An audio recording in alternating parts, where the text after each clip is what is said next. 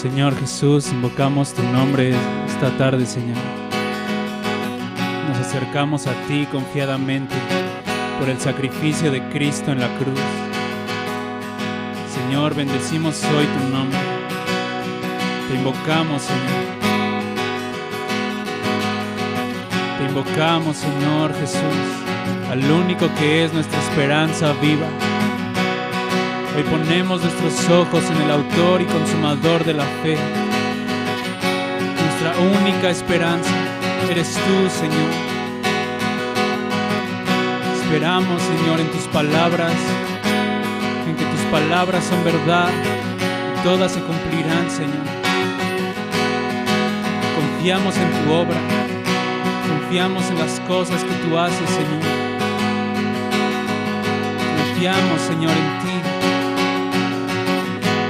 Bendito sea, Señor. Sé exaltado en esta hora. Toca nuestro espíritu. Danos testimonio de ti una vez más en nuestro espíritu. Llévanos, Señor, a los lugares altos. Llévanos, Señor, a los lugares altos. Porque ahí estamos seguros, Señor. Nuestra vida está escondida en ti. Bendito seas, Señor. Bendito seas, Señor.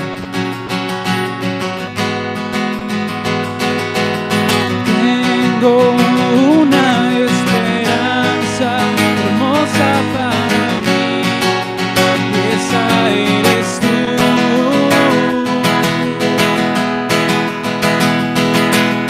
Tengo una esperanza hermosa para mí, y esa eres tú.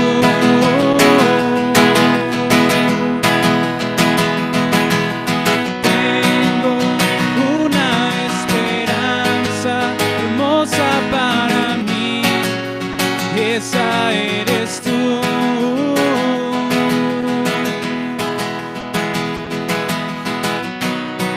En ti encontré amor, en ti encontré paz, en ti encontré un lugar en la eternidad. En ti encontré amor, en ti encontré paz, en ti encontré un lugar en la eternidad.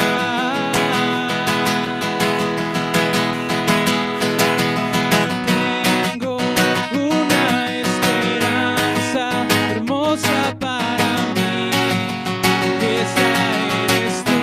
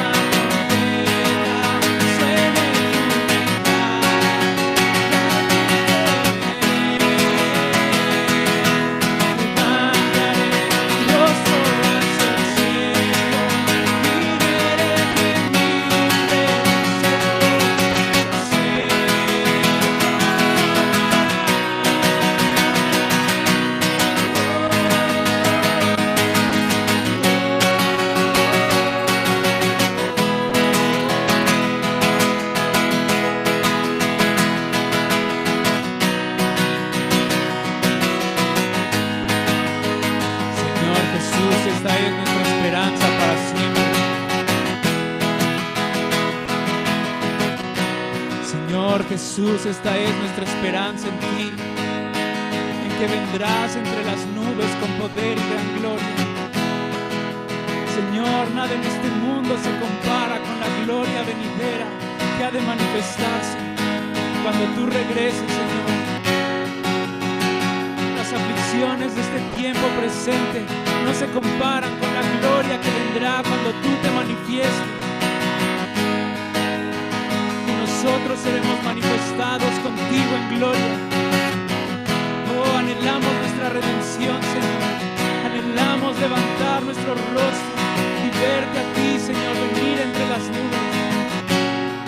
Esta es nuestra esperanza eterna, tu segunda venida, Señor, cuando vengas a acabar con la injusticia para siempre, cuando acabes con la maldad, con el pecado, una vez y para siempre, Señor.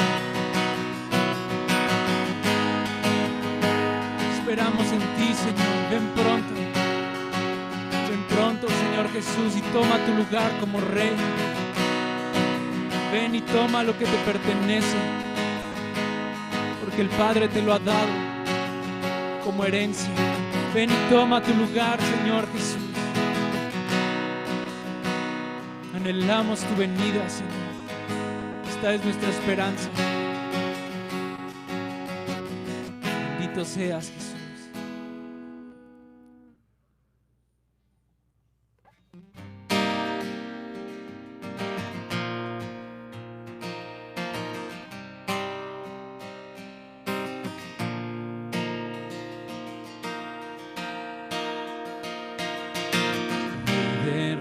Señor de señores, gloria, aleluya.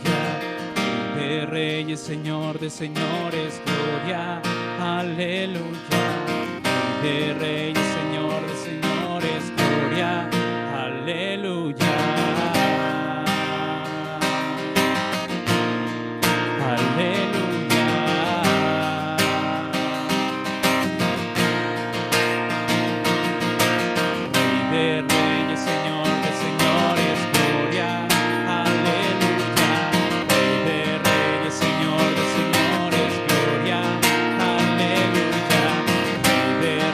Señor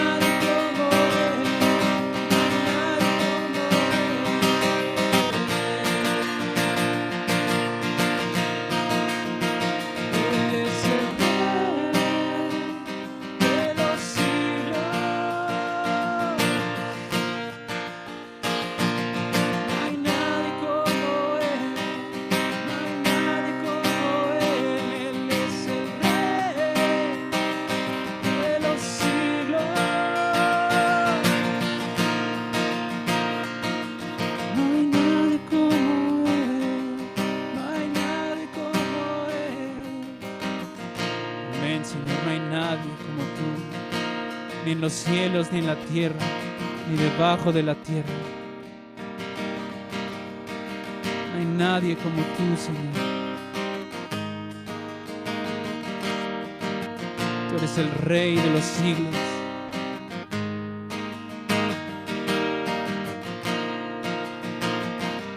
Toma tu lugar como Rey en nuestras vidas. Toma tu lugar como Rey en esta iglesia local. Toma tu lugar, Señor. No queremos hacer nada por nosotros mismos.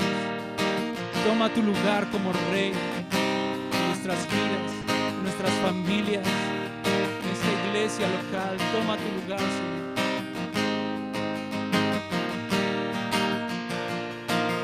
Toma tu lugar, el centro de mi ser. Toma tu lugar. Toma tu lugar, el centro de mi ser. Toma tu lugar. Toma tu lugar.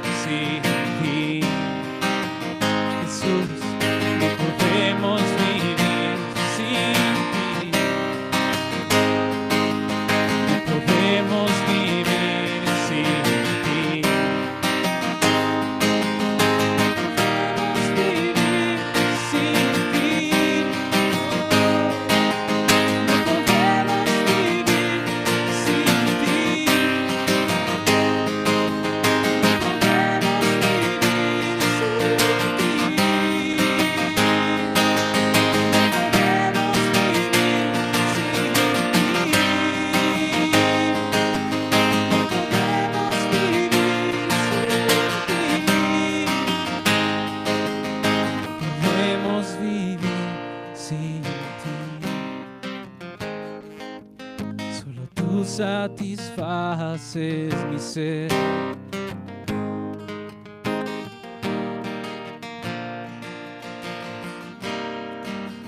Toma tu lugar entre nosotros, Señor, en esta reunión, para que tú tengas la preeminencia en todo, porque así le plació al Padre. Señor, no podemos vivir sin ti. Toma tu lugar, Señor, en nosotros. Toma tu lugar. Tú eres el Rey por los siglos de los siglos. Te bendecimos, Señor. Amén.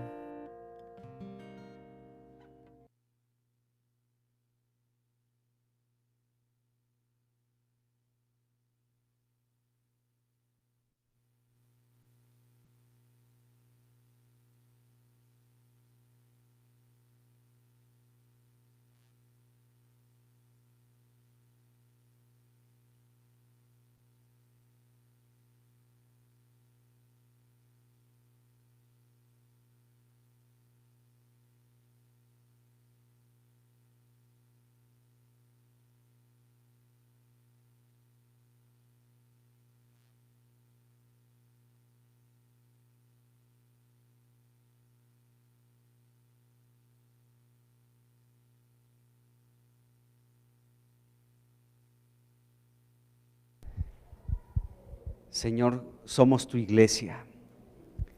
Y tú has dicho, Señor, que los que te temen, que te bendigan, Señor.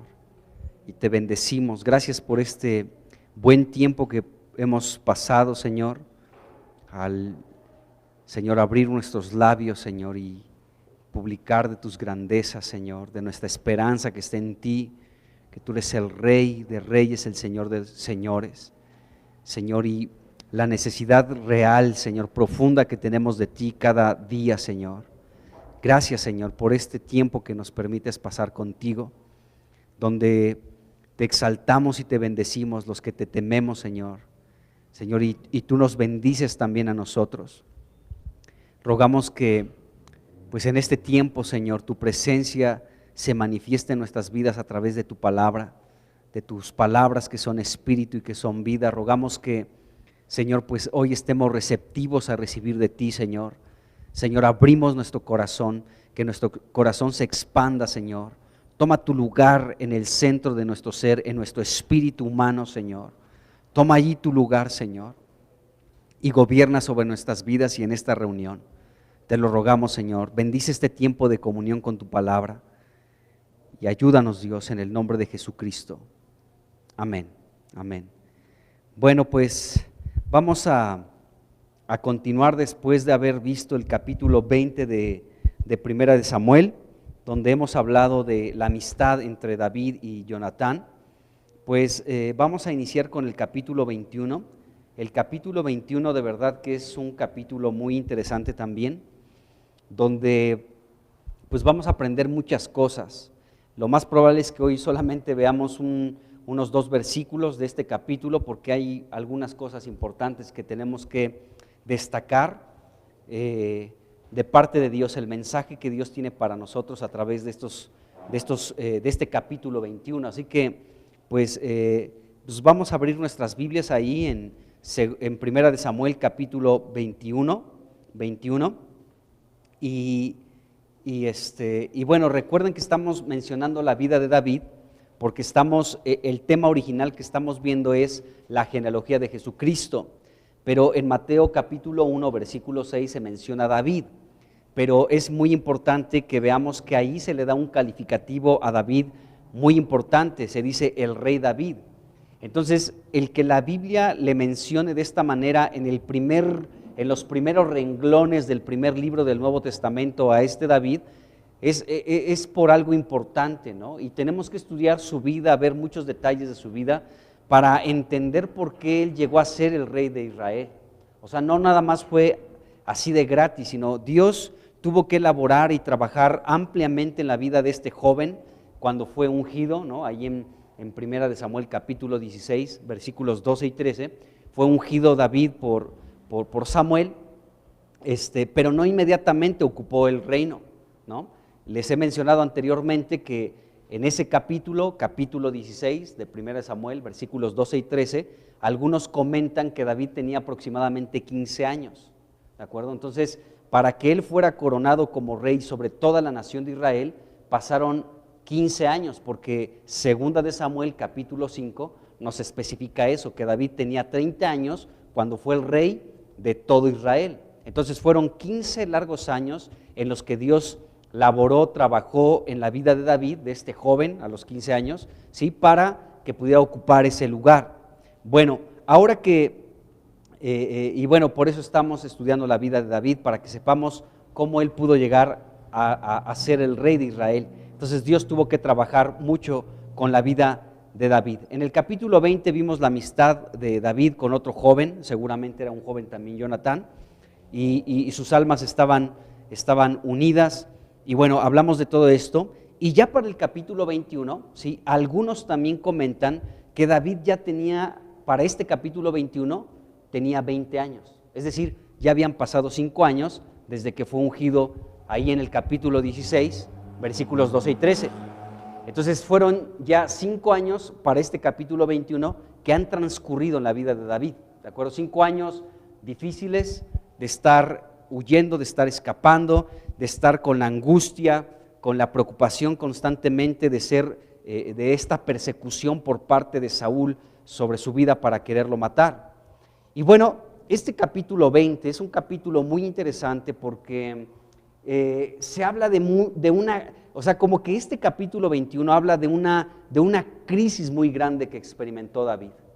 Y hay muchos detalles que ver en este capítulo, así que no sé cuánto tiempo vamos a ver este capítulo, porque vamos a ver muchos detalles, y hoy vamos a iniciar con lo primero. Pero este capítulo nos revela una gran crisis por la que pasó David, ¿de acuerdo? Así que vamos a comenzar a leer los primeros versículos y vamos a entrar aquí. Vamos a leer el 1 y el 2 del capítulo 21. Dice aquí: vino David a Nob, dice, al sacerdote Ahimelech, y se sorprendió Ahimelech de su encuentro y le dijo: ¿cómo vienes tú solo y nadie contigo? Y respondió David al sacerdote Ahimelech: el rey me encomendó un asunto y me dijo: nadie sepa cosa alguna del asunto a que te envío y lo que te he encomendado. Y yo le señalé a los criados cierto lugar. Dice aquí la Biblia. Bueno, lo primero que tenemos que hablar es de este lugar Nob, ¿de acuerdo? Porque es un lugar también importante en la revelación bíblica.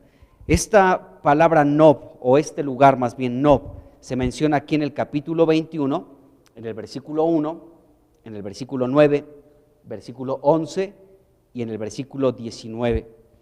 Y este lugar Nob era una ciudad sacerdotal al norte de Jerusalén, dentro de Benjamín, ¿de acuerdo? Ahí dentro de la tribu de Benjamín, ahí se encontraba ese lugar llamado Nob, estaba muy cerca de Jerusalén.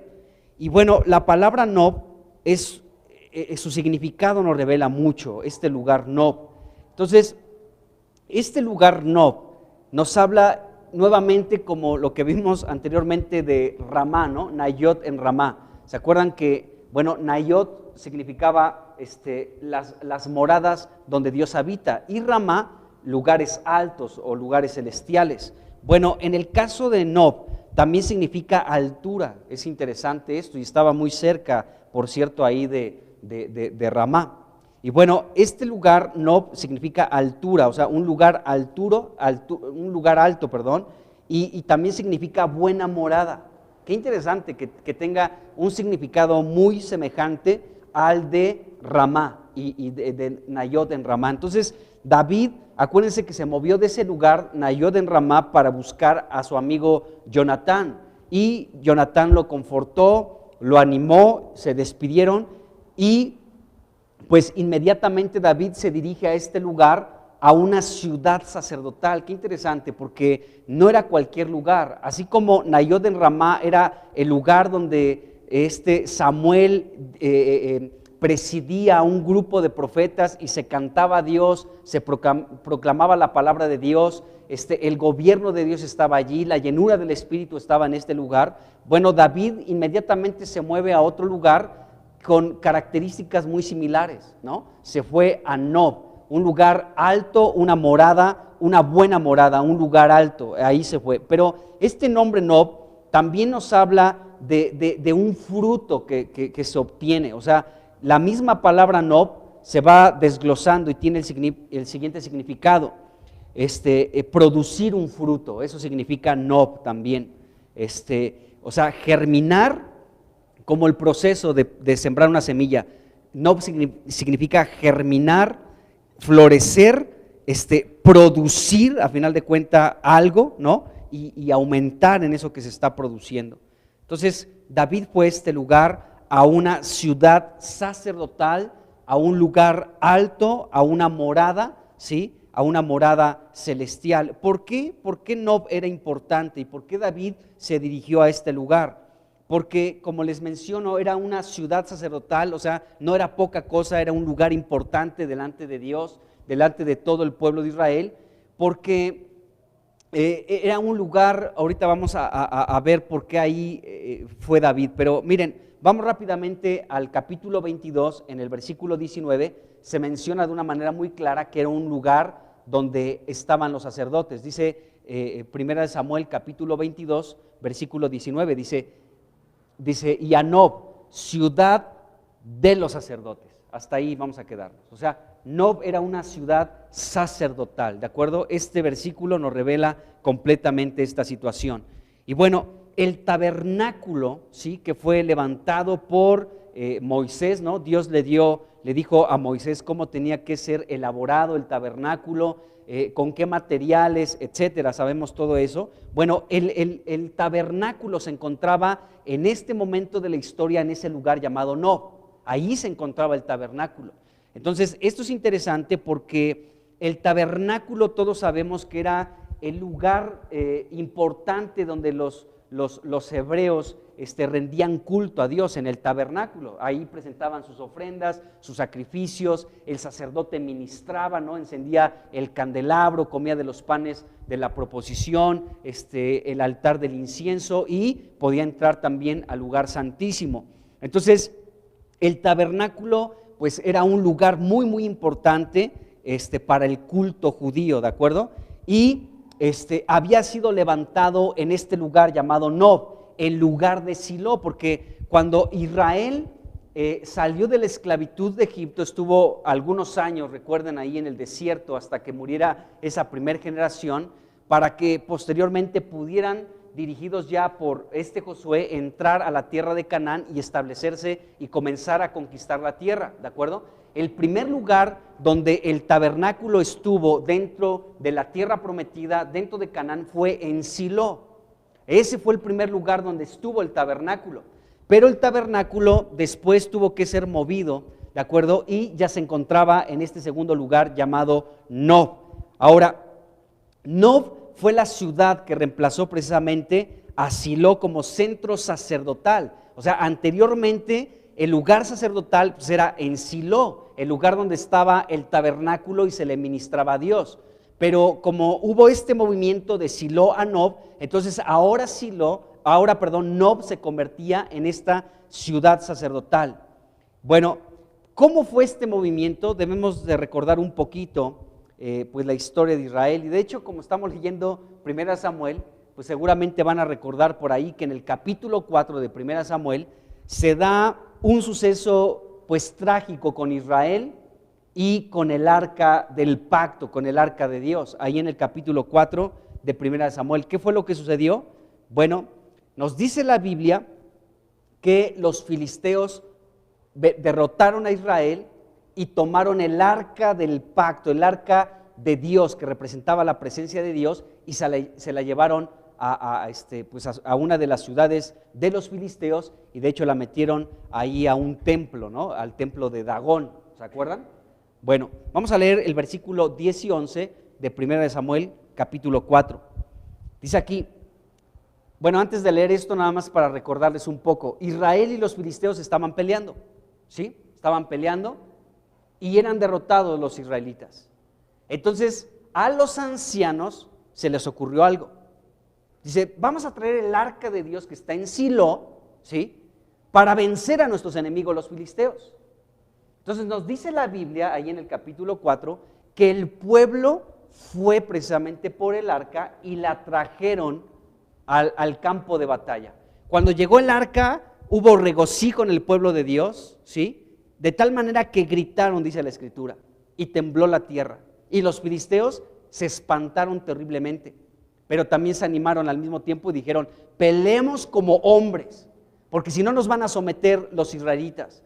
Así que vamos a pelear como hombres, aunque en el campamento de Dios está el arca de Dios, ¿de acuerdo? Entonces, es curioso ese dato porque los ancianos tuvieron esta gran idea, ¿sí? Estoy siendo sarcástico. Dice mi esposa que a mí no se me da el sarcasmo. Entonces, se les ocurrió la gran idea, sarcasmo, estoy diciendo, a los ancianos, de traer el arca, ¿de acuerdo? Y podemos ver que el pueblo fue el que trajo, ahí dice la Escritura, trajo el arca. La pregunta es: ¿por qué no murieron? Porque según lo que Dios había determinado en relación a los muebles sagrados que estaban dentro del tabernáculo, incluyendo lógicamente esta arca de Dios, que era pues algo muy muy importante dentro del tabernáculo, Dios había dicho a Moisés que aún los levitas debían tener mucho cuidado, ¿sí?, en el uso de esos objetos y muebles sagrados, ¿de acuerdo? De tal manera que los únicos levitas que podían trasladar todo el mobiliario del tabernáculo eran ¿cuáles, hija? Se me olvida, siempre lo hablamos. Los coatitas. Dentro de los levitas, los coatitas eran los que tenían este encargo de trasladar, ¿sí?, el mobiliario del tabernáculo cuando se tuviera que cambiar de un lugar a otro, ¿de acuerdo? Entonces la pregunta aquí es: ¿por qué esta gran ocurrencia de los ancianos y los que trasladaron el arca, por qué no se murieron? Porque Dios ya no estaba ahí en ese asunto. O sea, porque acuérdense que el libro de Samuel está dentro del contexto del tiempo de los jueces. Eso es muy importante. O sea, tanto Jueces, Ruth y Primera de Samuel, ¿de acuerdo? El pueblo de Israel está en una etapa de degradación en el tiempo de los jueces, en un tiempo de oscuridad, donde el libro de Jueces califica bien ese tiempo y dice que cada quien hacía lo que bien le parecía. Entonces era un tiempo de mucha oscuridad, de mucha degradación, de tiempo muy lamentable en el pueblo de Israel, ¿de acuerdo? De hecho, con David ya iba a suceder una transición, ¿de acuerdo? Iba a pasar precisamente ese tiempo de los jueces, ese tiempo para que Dios levantara a un rey y entonces cambiara la era. ¿Estamos de acuerdo? Bueno, entonces, dentro de ese contexto, podemos ver que los sacerdotes en ese momento era Elí. ¿Se acuerdan de ese sacerdote? Que la Biblia lo describe de una manera terrible. Dice que estaba gordo, ciego y viejo. Hablando espiritualmente de ese personaje, nos deja mucho que ver de su vida. O sea, más allá de lo físico, nos está describiendo la vida espiritual de Elí. Estaba ciego espiritualmente, estaba gordo espiritualmente y estaba viejo, ya estaba rancio. Dios tenía que hacer algo, por eso Dios permitió que entonces, con esta gran ocurrencia en medio de una batalla contra los filisteos, pues se llevaran el arca y nadie muriera. ¿Por qué? Porque Dios ya no estaba allí en esa situación.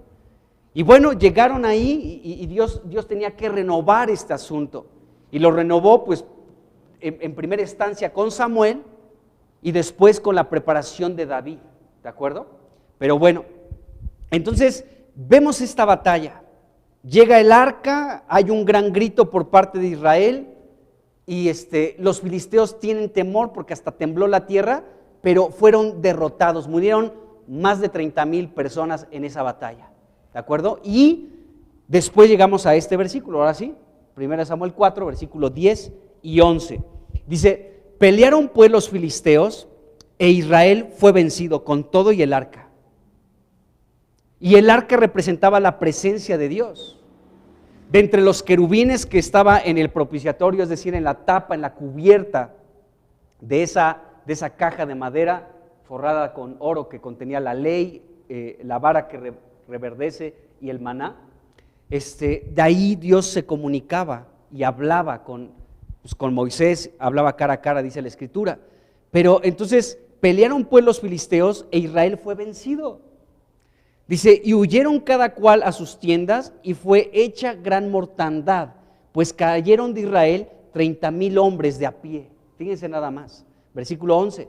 Dice, y el arca de Dios fue tomada y muertos los hijos de Elí, Ofni y Finés. Entonces aquí la Biblia nos dice que el arca de Dios quedó en manos del pueblo enemigo, de los filisteos. Y bueno, esto nos dice la Escritura. Entonces, con este pasaje que estamos viendo aquí, 1 Samuel capítulo 4, ¿sí?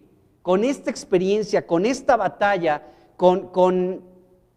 o sea que el arca de Dios fue tomada por los filisteos, que murieron los sacerdotes Elí con sus hijos Ofni y Finés, e Israel fue derrotado y murieron 30,000 hombres de a pie más otros, ¿de acuerdo? Esto nos habla, amados hermanos, que Silo, el lugar donde estaba el tabernáculo, ¿sí?, experimentó un juicio por parte de Dios con todo esto. Fue un juicio de Dios. Esta derrota, la muerte de los sacerdotes, la muerte del ejército de Israel y el que los filisteos tomaran el arca de Dios, fue un juicio de parte de Dios sobre Silo, el lugar donde estaba el tabernáculo, ¿de acuerdo? Por eso podemos ver que ahora estaba ya en otro lugar, en Nob. Y bueno, de este juicio sobre Silo, el lugar donde estaba el tabernáculo, el Salmo 78, en el versículo 60, nos revela esto. Vamos a leer el versículo 60 y el 61 del Salmo 78. Salmo 78, versículos 60 y 61. Dice, dejó por tanto el tabernáculo de Silo. ¿Quién dejó el tabernáculo de Silo? Dios.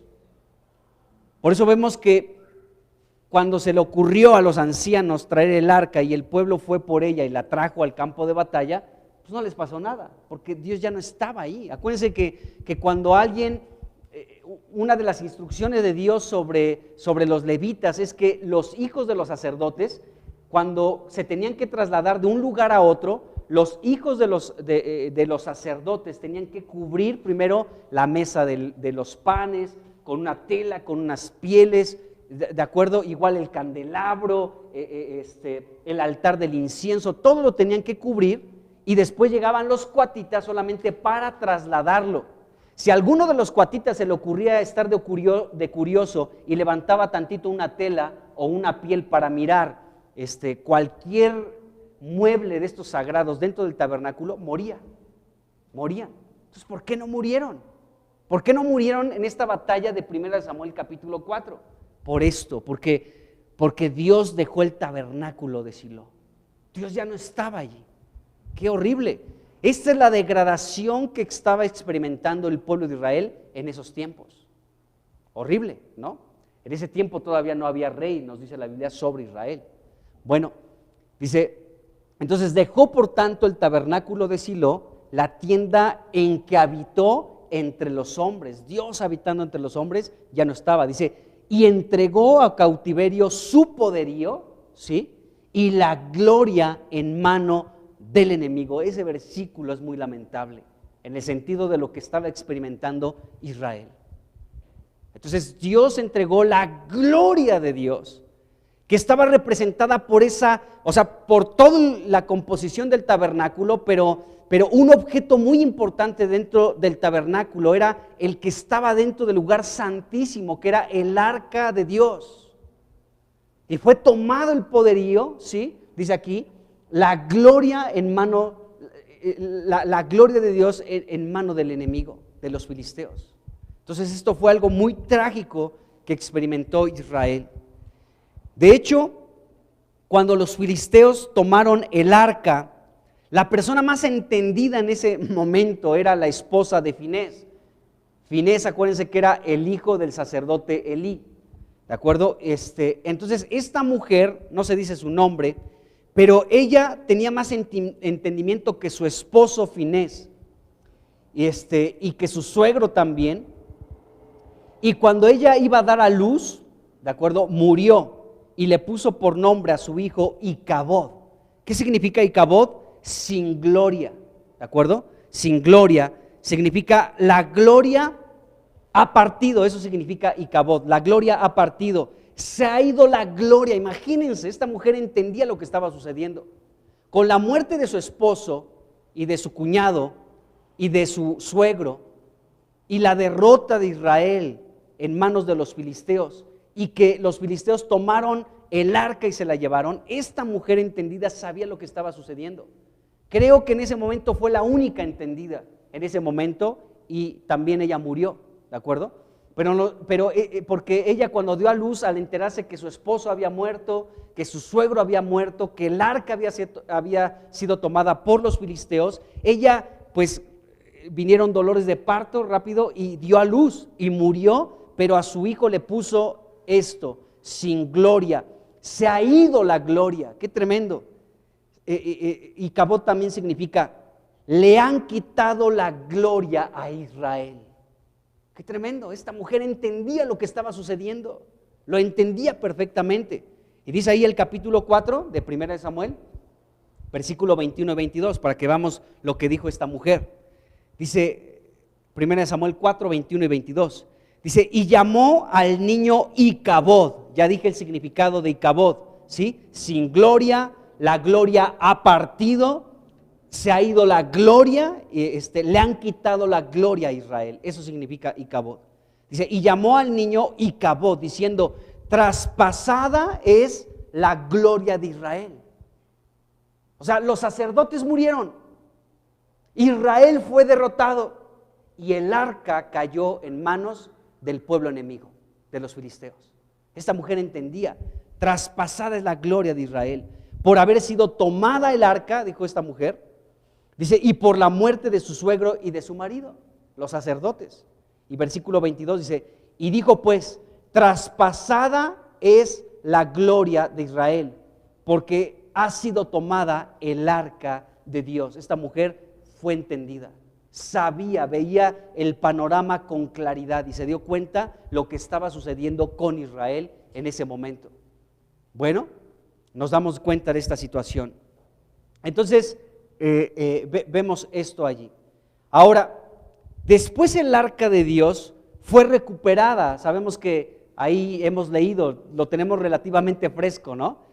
Fue recuperada porque vino un juicio de parte de Dios sobre las ciudades de los filisteos, ¿no? Ecrón, Gad, y en fin, todos esos lugares de las 5 ciudades principales de los filisteos, que le salió a la gente tumores, ¿no? Y vino una plaga también de ratas ahí sobre todos ellos.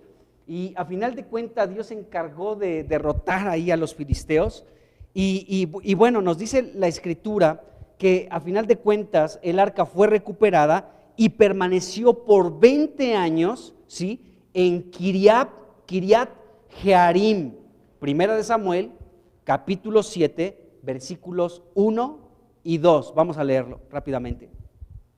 Dice, vinieron los de Kiriat Jearim y llevaron el arca de Jehová. Dice, y la pusieron en casa de Abinadab, situada en el collado. Dice, y santificaron a Eleazar su hijo para que guardase el arca de Jehová. Versículo 2, dice, desde el día en que llegó el arca a Kiriat Jearim, pasaron muchos días, 20 años, dice aquí, y toda la casa de Israel lamentaba en pos de Jehová. Cuando fue recuperada el arca, entonces estuvo por 20 largos años en este lugar. Benjamín, no te queremos perder. Por 20 largos años estuvo ahí, ¿de acuerdo? 20 largos años. Bueno, entonces, allí permaneció, en ese lugar, Kiriat Jearim, por 20 años, y allí permaneció hasta que David llegó a ser el rey de Israel, y entonces él intentó llevar el arca precisamente ahí de la casa de Abinadab a Jerusalén. Esto nos describe ya Segunda de Samuel, capítulo 6, del 1 al 4. Vamos a leer rápidamente eso, porque esto nos dice aquí la Biblia. Segunda de Samuel, capítulo 6, vamos a leer rápidamente del 1 al 4. Dice, David volvió a reunir a todos los escogidos de Israel, ya era rey de Israel aquí David. Dice, 30,000, dice, y se levantó David y partió de Balá, de Judá, con todo el pueblo que tenía consigo para hacer pasar de allí el arca de Dios, sobre la cual era invocado el nombre de Jehová de los ejércitos que mora entre los querubines.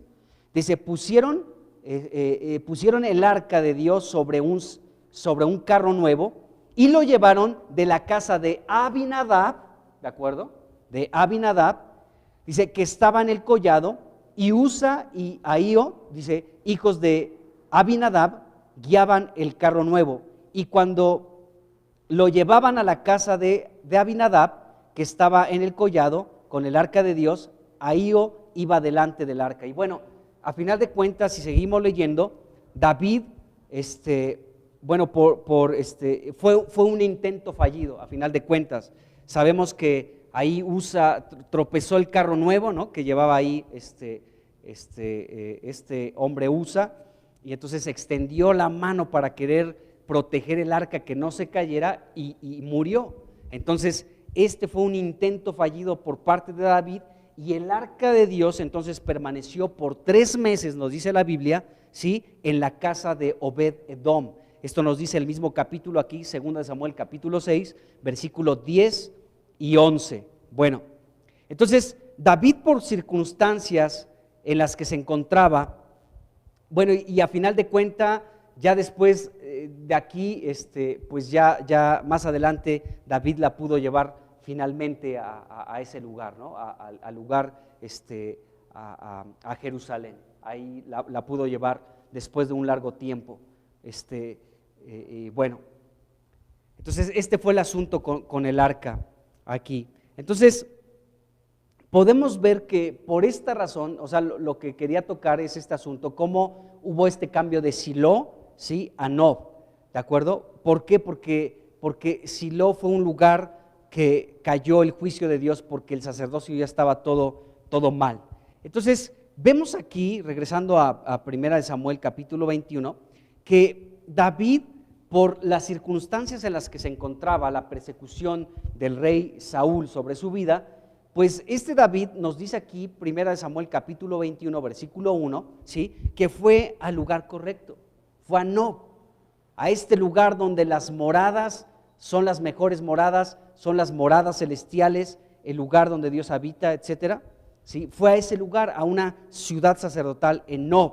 Entonces David se dirigió a un lugar adecuado, a un lugar correcto, a Nob, donde se encontraba en ese momento el tabernáculo, es decir, la casa de Dios se encontraba en ese lugar. Y bueno, en este mismo versículo 1 nos dice que cuando David llegó a ese lugar, el sacerdote Ahimelech se sorprendió de que David llegara ahí. Pero es interesante esto, hermanos, porque miren, David fue al lugar correcto otra vez. El primer lugar, ya hablamos de esto, fue Anayot en Ramá. Ahora estaba en una ciudad sacerdotal donde estaba el tabernáculo de Dios, ahí estaba, ¿de acuerdo? Y bueno, ahí estaba el tabernáculo de Dios, aunque el arca no se encontraba en el tabernáculo. Esto también es interesante, porque el arca de Dios, pues ya vimos que estaba ahí en la casa, en Kiriat Jearim, y después fue a la casa de Obed-Edom, y cuando David fue rey, la llevó a Jerusalén, ¿de acuerdo? Pero mientras que el arca estaba en un lado, el tabernáculo estaba en otro. Eso es algo curioso que nos menciona la Biblia. Pero David fue a este lugar, fue a Nob, donde estaba el tabernáculo. Ahí fue. Entonces, pues llegó ahí, fue al lugar correcto David. Qué importante es que tú y yo, cuando estemos en tiempos de dificultad, podamos ir al lugar correcto. David nos lo enseña en 2 ocasiones. Primero fue a buscar a Samuel en Nayot en Ramá, un lugar donde el gobierno de Dios estaba, la palabra profética, el Espíritu llenaba a la gente, se ministraba a Dios a través de cánticos de la palabra de Dios y con palabras proféticas. Y ahora, en esta segunda ocasión, David va a un lugar muy similar, a Nob, una ciudad sacerdotal donde se encontraba el tabernáculo de Dios. Por lo tanto, podemos deducir que ahí estaba la casa de Dios, ahí estaba en ese lugar. Entonces, este sacerdote, Ahimelech, nos dice el versículo 1 que se sorprendió. ¿Por qué se sorprendió? Porque para este sacerdote hasta cierto punto era inusual que un hombre como David estuviera deambulando de un lugar a otro. Entonces, esto hizo pensar a Ahimelech que algo no andaba bien, que algo estaba mal con David, y por eso ahí en el versículo 1, este sacerdote le preguntó a David: ¿cómo vienes tú solo y nadie contigo? O sea, se me hace rarísimo, ¿no? Se me hace muy raro que tú vengas solo. O sea, lo natural es que vinieran acompañándote más personas, y ni siquiera se me dio un aviso, o sea, no estaba preparado, llegaste así como si nada. ¿Cómo es que vienes tú solo? Entonces David le sorprendió esto, a Ahimelech le sorprendió esto. ¿Cómo es que nadie viene contigo?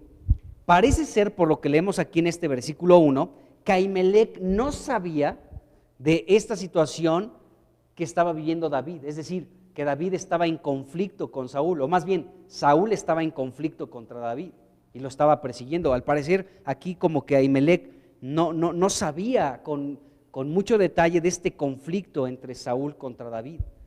Y bueno, le pareció extraño y también peligroso que David viajara solo.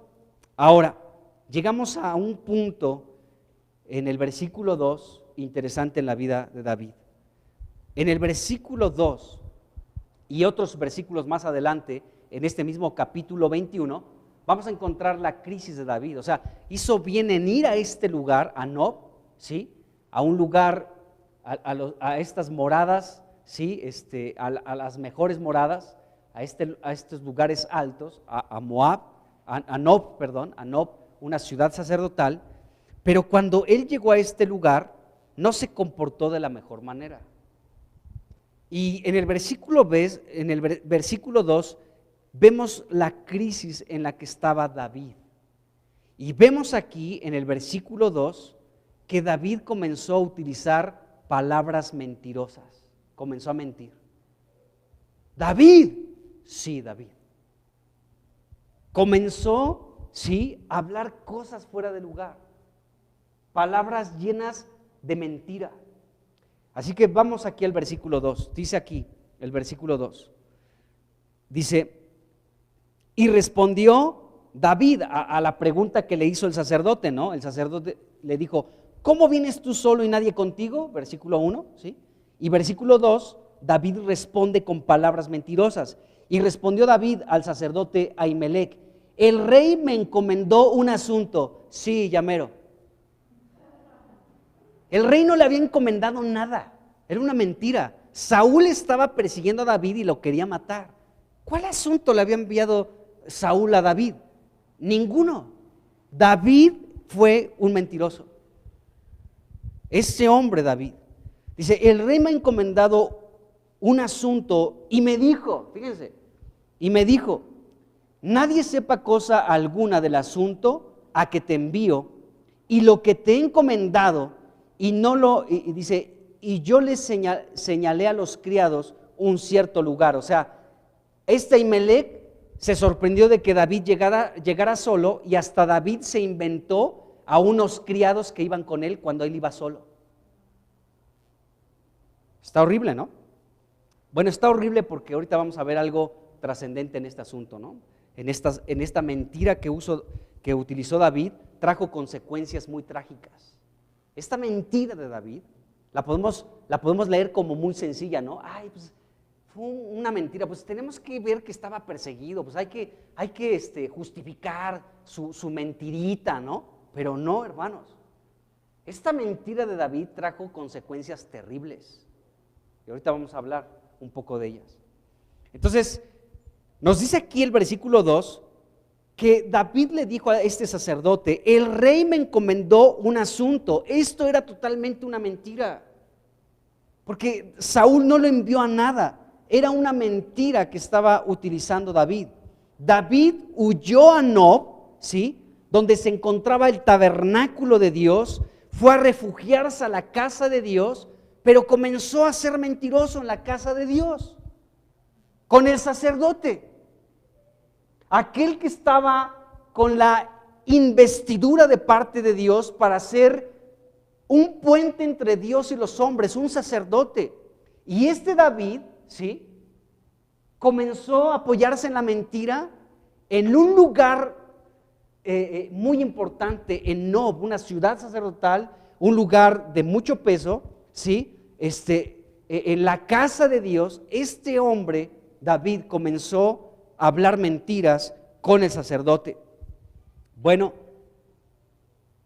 David estaba en problemas, sí, sabemos que estaba en problemas, pero sabemos que siempre va a ser un gran consuelo estar en la casa de Dios cuando tenemos que acudir, ¿no? Acudimos no siempre porque tengamos problemas, pero cuando tenemos problemas, pues asistimos a la casa de Dios y podemos refugiarnos en ese lugar, podemos descansar, encontrar reposo, encontrar descanso, dirección de Dios, una fortaleza, un ánimo nuevo, y somos bendecidos por Dios. Bueno, David hizo bien en dirigirse a Nob, ¿de acuerdo? El problema es que este hombre, ¿sí?, utilizó mentiras en ese lugar. David. Entonces, David mintió para, pues aquí con este sacerdote. David mintió cuando, fíjense bien, fíjense el grado de la mentira de David. David puso palabras falsas en la boca de Saúl, porque él dijo, el rey me encomendó un asunto. O sea, el rey me dijo lo siguiente, y David comenzó a decirle esto al sacerdote: nadie sepa cosa alguna del asunto a que te envío. Según David, esto fue lo que le dijo Saúl. O sea, David se atrevió de poner palabras en la boca de Saúl cuando Saúl no le dijo nada. ¿Sí me explico lo que estaba pasando? O sea, puso palabras falsas en la boca de Saúl. Saúl jamás dijo nada. Pero David inventó esta gran mentira. Dijo, el rey me dijo. ¿Sí? Entonces, fueron palabras falsas que David puso en la boca de Saúl cuando no era verdad. ¿Cuáles fueron estas palabras falsas? Bueno, nadie sepa. Según David, Saúl le dijo, nadie sepa cosa alguna del asunto al que te estoy enviando ahí a Nob. Ve a Nob y que nadie sepa de este asunto. Dice, y de lo que te he encomendado, David. Y a esta misma mentira le añadió la siguiente al referirse a los criados. Ahí en el mismo versículo 2. Cuando la verdad es que David, sí, se encontraba totalmente solo. Fue solo. Pero cuando empiezas con una mentira, la mentira crece y va creciendo y se convierte en una madeja de estambre de la cual no te puedes de pronto zafar. Porque a una mentira te lleva a otra, y a otra, a esa otra que dices te lleva a otra, y así va creciendo esto como una bola gigante de nieve, ¿de acuerdo?, que no se puede después acabar. Una mentira siempre te va a llevar a otra, y esa otra, para quererla justificar, te va a llevar a otra mentira, y estas mentiras vas a querer justificarlas otra vez con otra mentira, y es un juego sin fin, es un pecado sin fin. Por eso la mentira es detestable delante de los ojos de Dios. Por eso Jesucristo dijo que el padre de mentira es Satanás. Y te enredas. ¿Y qué tiene que ver el padre de mentira, que es Satanás, con Cristo, que es la verdad? Su palabra es verdad. Él es la verdad. Nosotros, como parte de nuestra vestidura, es el cinturón de la verdad, dice Efesios capítulo 6. Entonces nos damos cuenta que David aquí comenzó a enredarse en una serie de mentiras, y no son las únicas. Si no vamos a ver ahorita todo el capítulo, pero vamos a seguir viendo más mentiras de David, algunas más. Pero aquí por lo menos encontramos pues estas tres mentiras, en un solo versículo, 3 mentiras. El rey me encomendó un asunto, mentira. Puso palabras en la boca de Saúl, mentira. Vengo con unos criados, mentira. Mentira tras mentira tras mentira en la vida de este hombre David. Qué tremendo. Entonces, este capítulo nos revela la crisis en la que se encontraba David. Y está grueso este asunto. Entonces, podemos ver esto aquí. Un hombre llamado Matthew Henry dice lo siguiente: David le dijo a este sacerdote Ahimelech palabras mentirosas. Entonces, la escritura nos podemos dar cuenta, dice este hombre, Matthew Henry, que la Escritura no ocultó las mentiras de David. Dice, no ocultó sus mentiras. David hizo mal en mentir y tuvo malas y gravísimas consecuencias su mentira. ¿Por qué? Fíjense aquí la gravedad de esta mentirita de David. Esta mentira ocasionó la muerte de los sacerdotes de Nob en el capítulo 22 de Primera de Samuel. Esto nos enseña que las mentiras no son poca cosa, hermanos, porque la mentira va a terminar en muerte. Y en este caso no fue la muerte de David, sino fue la muerte de los sacerdotes en Nob. De toda la ciudad de Nob fue completamente aniquilada, fue masacrada por Saúl, ¿de acuerdo? Por la mentira de David. La mentira siempre traerá consecuencias gravísimas, amados hermanos, siempre. Gracias a Dios por Cristo, porque Él es nuestro abogado. Y si pecamos, Él es fiel y justo para perdonarnos y limpiarnos de todos nuestros pecados. Pero si no hay un arrepentimiento y utilizamos la mentira, ¿sí?, para justificarnos de cualquier situación, nos estamos enredando, hermanos. Y tarde que temprano la mentira termina en muerte, en masacre. Tal vez no en mí, pues yo soy un mentiroso de primera y tal vez yo no muero, pero sí causaré la muerte de gente inocente, de gente que la enredé en mi mentira, se la creyó, ¿de acuerdo? Y entonces sufrieron la consecuencia, ¿sí?, de mi mentira. O sea, inocentes murieron. Entonces fue gravísimo lo que sucedió aquí con la mentira de David. Entonces vemos que ocasionó esta mentira la muerte de los sacerdotes del Dios, ahí en Nob. Vamos a 2 de Samuel rápido. Y podemos leer desde el versículo 6 hasta el 23. Pero vamos a enfocarnos solamente, bueno, vamos a leerlo. Capítulo 22. Vamos a leer del versículo 6 hasta el versículo, pues hasta el 23, rápidamente. Dice, oyó Saúl que sabía, perdónenme, es que yo mi vista, ahora sí. Dice, oyó Saúl que se sabía de David y de los que estaban con él, y Saúl estaba sentado en Gabá, debajo de un tamarisco sobre un alto. Dice, y tenía su lanza en su mano y todos sus siervos estaban alrededor de él.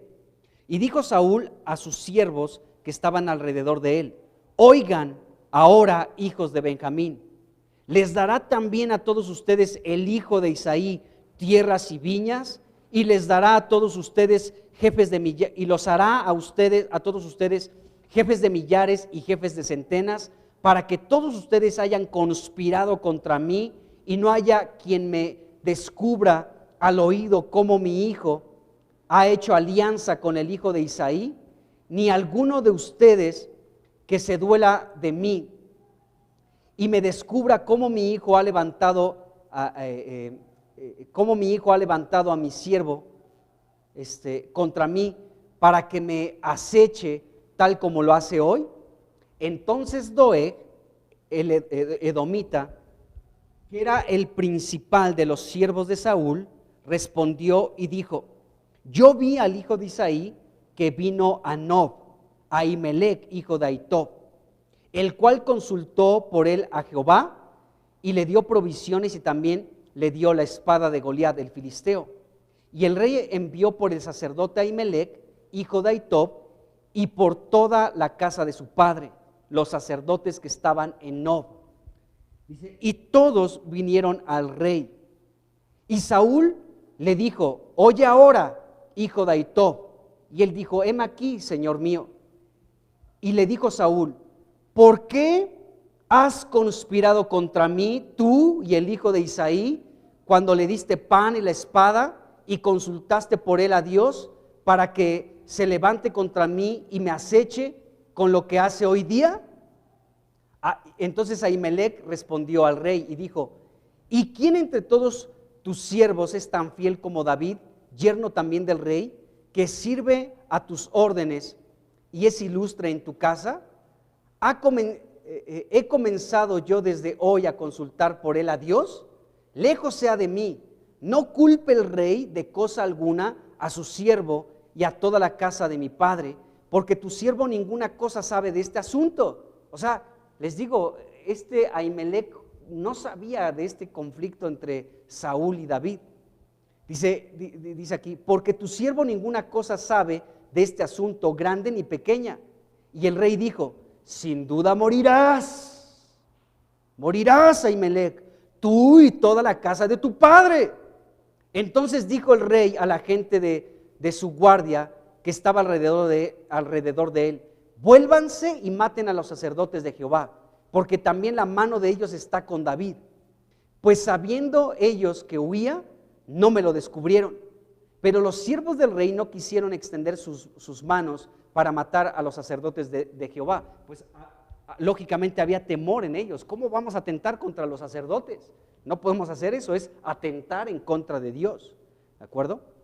Bueno, entonces dijo el rey a Doeg, vuelve tú y arremete contra los sacerdotes. Y se volvió Doeg el edomita y acometió a los sacerdotes y mató en aquel día a 85 varones que vestían efod de lino. Y a Nob, ciudad de los sacerdotes, hirió a filo de espada, así a hombres como a mujeres, niños hasta los de pecho, bueyes, asnos y ovejas, todo lo hirió a filo de espada, dice aquí la escritura. Solamente por ahí huyó un hijo de Ahimelech llamado Abiatar. Pero nos damos cuenta que la mentira que utilizó David no fue poca cosa, provocó toda esta tragedia. Fue una tragedia.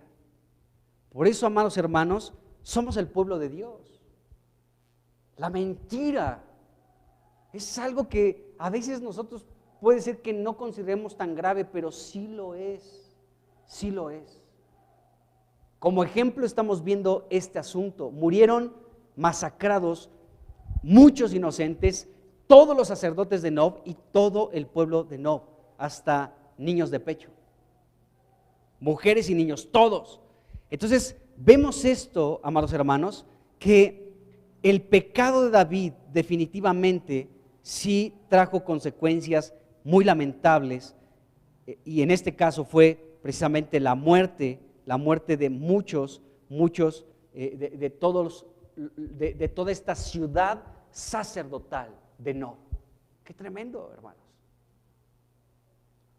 Por eso la Biblia nos anima a que no nos mintamos. ¿Por qué? Porque la mentira produce muerte. Tal vez pensamos que la muerte, pues, no sucede nada, pero estamos viendo un ejemplo muy grave en ese sentido, cuando alguien utilizó la mentira. Bueno, entonces David, nos damos cuenta más adelante que pudo darse cuenta de su pecado.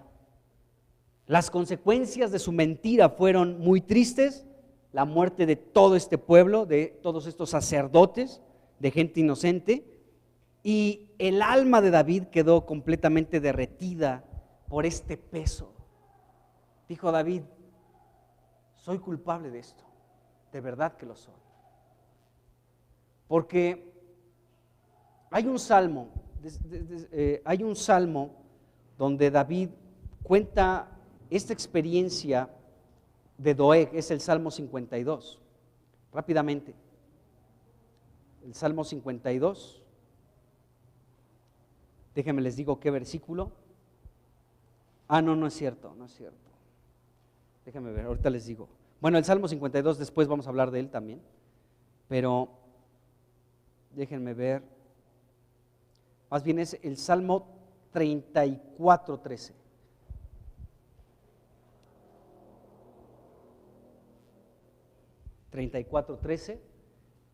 Este salmo David lo escribió en este contexto.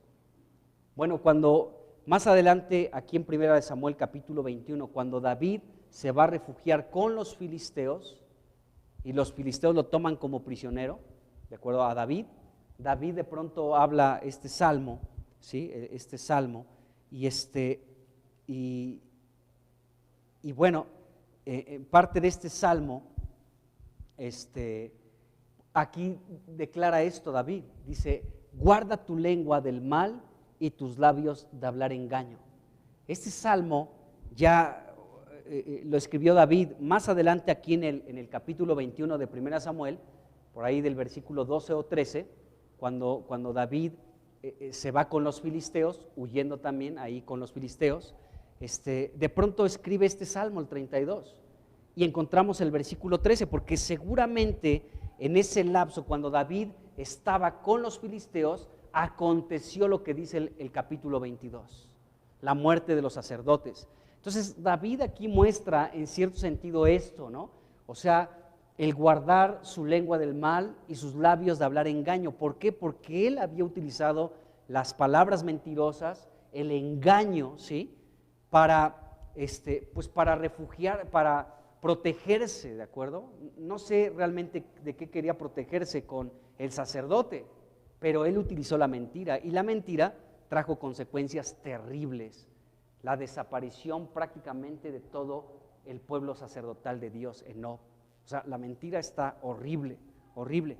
Entonces, pues David cargaba con este peso, encima de la persecución de Saúl, ahora se sumaba esta carga más. Por mi mentira, ¿sí? Saúl mandó en su rabia, en su furia, ¿sí? Mandó matar a los sacerdotes y a sus familias. Y todo un pueblo fue arrasado por mi culpa, por mi mentira.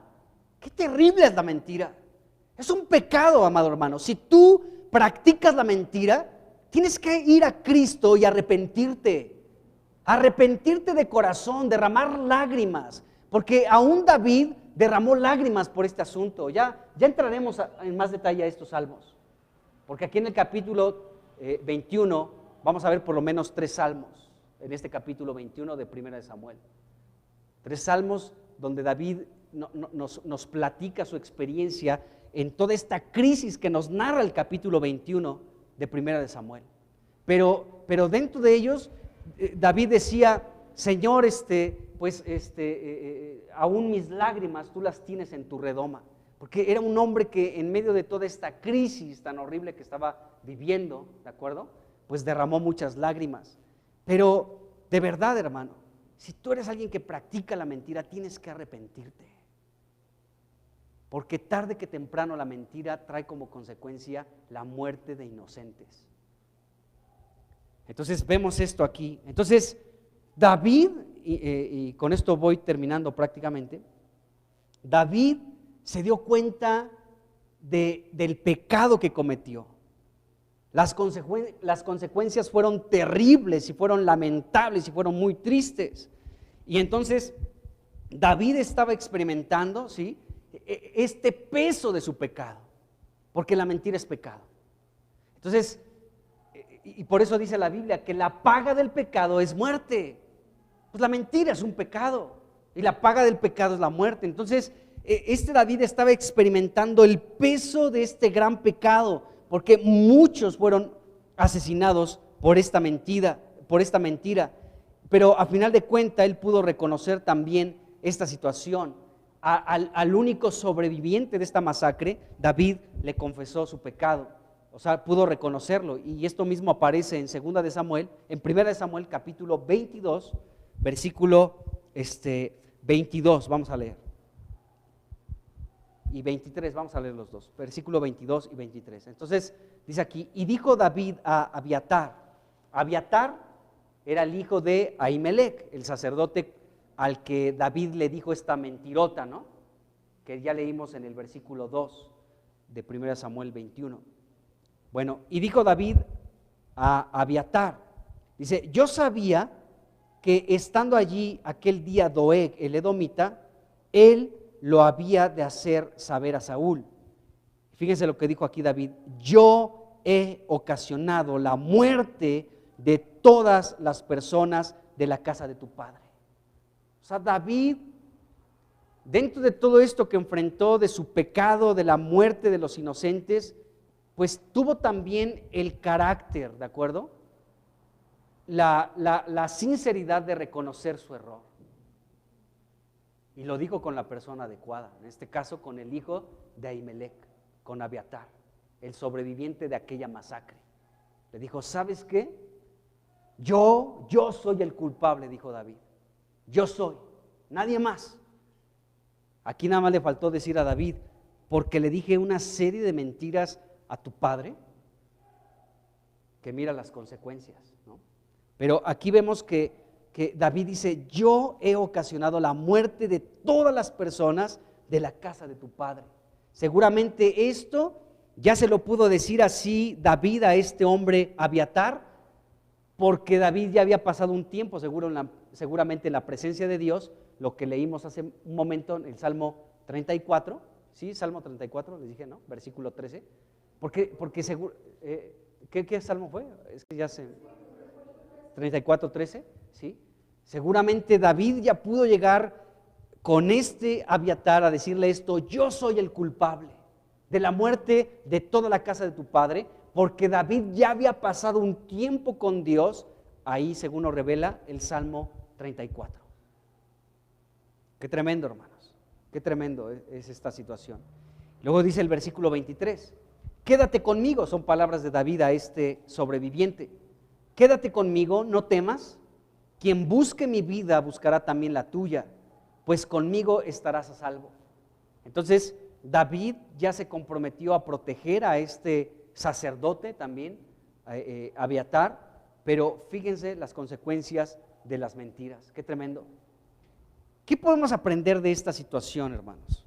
Bueno, David sabemos que era un hombre de fe, de una confianza muy grande en Dios y de mucho valor. Lo podemos ver esto en 1 Samuel capítulo 17.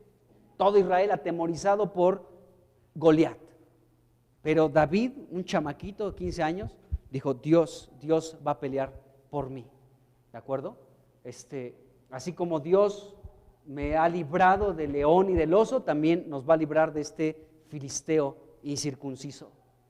Y David llegó con Goliat y le dijo, voy a cortar tu cabeza hoy, ¿de acuerdo? Y a final de cuentas vemos que así lo hizo. Entonces David era un hombre de fe, un hombre conforme al corazón de Dios, un hombre de mucho valor, un hombre prudente en sus palabras, pero aquí tuvo un resbalononón.